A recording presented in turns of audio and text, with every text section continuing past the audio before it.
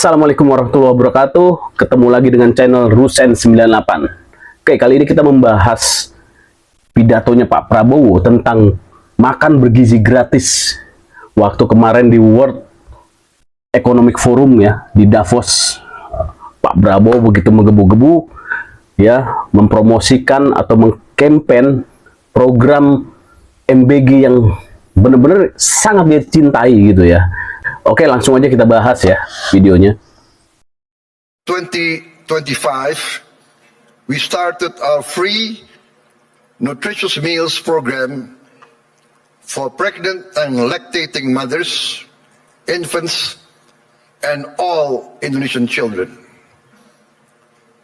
On our first day, we started with 190. Ia memulai waktu program MBG dijalankan pada 6 Januari 2025 ya. Itu dimulai dari 190 dapur. Ya. Serving 570,000 people per day. Yang melayani 570.000 penerima manfaat per hari. Oke. Nah, dalam 1 tahun kita lihat jadi berapa ya? Today, in 1 year, we have achieved 21,102 kitchens. Dalam 1 tahun, 21.000 lebih SPPG ya, atau dapur umumnya, dapur makanan bergizi gratis tersebut didirikan dari 190 sampai 21.000. Oke, itu luar biasa itu. Itu memang program yang benar-benar serius ini Pak Prabowo ini ya, luar biasa loh. 190 ke 21.000 lebih di seluruh Indonesia ya, itu nggak kaleng-kaleng itu. Oke lah, dari sisi kuantitas dapatlah, tetapi yang jadi persoalan kan ya, ini masalah kualitas, yaitu outputnya makanan bergizi gratis itu dapat nggak gitu ya. Tapi ini sekedar evaluasi dan kritik ya.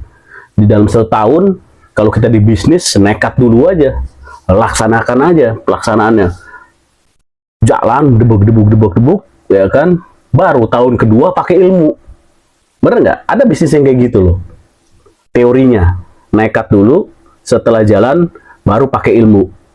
Nah, ini konsep yang dilakukan oleh Pak Prabowo dan tim seperti itu ya, bukan tanpa bukti saya ngomong seperti ini ya, karena waktu itu kan Pepresnya aja tidak ada, Pepres khusus untuk tata kelola ya MBG itu nggak ada saat itu, hajar aja. Dan karena melalui yayasan penerima bantuannya ya, salurannya, distribusi uangnya, salurannya dari BGN, jadi dari APBN ke BGN, BGN ke yayasan, yayasan baru ke penerima manfaat kan. Nah, keuntungan dengan yayasan ya, itu tidak ada PPN, tidak ada PPH, dan lebih fleksibel tentunya, karena LSM adalah, atau yayasan adalah lembaga non-profit. Benar nggak begitu ya? Menurut pemerintah, jadi lebih fleksibel dan memiliki misi kemanusiaan. Oke, itu dalam prakteknya. Tapi dalam kenyataannya apa? Kita melihat yayasan bermain, BGN dalam memverifikasi untuk mendapatkan ID penambahan dapur bermain, dan yang mendapatkan dapur adalah kelompok yang memang masih dekat dengan kekuasaan.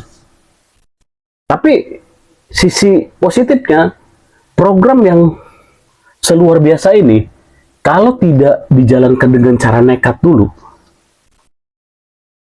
itu sulit, ya kan? Sulit. Bayangin loh, dari 190 dapur menjadi 21.000 dapur, ya. Coba kita lihat berapa yang diterima, berapa yang disalurkan ya penerima manfaatnya ketika 21.000. Serving nationwide.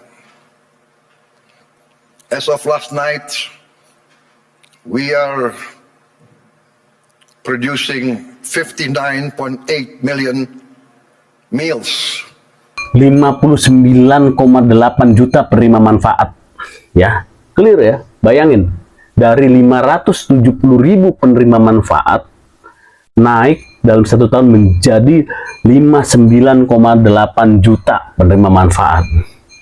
Gila itu. Tetapi ini udah bener belum? Udah ada yang ngitung belum?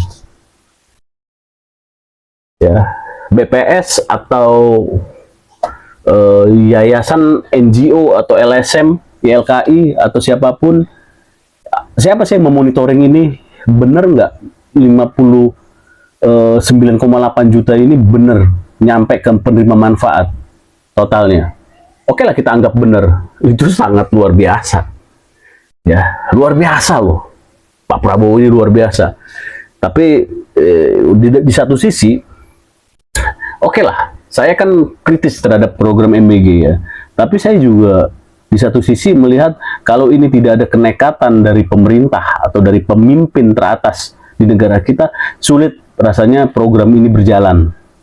Bahkan infonya dari lapangan, di awal-awal ya, waktu 190 dapur, itu pakai dana talangan loh, dari Pak Prabowo sendiri.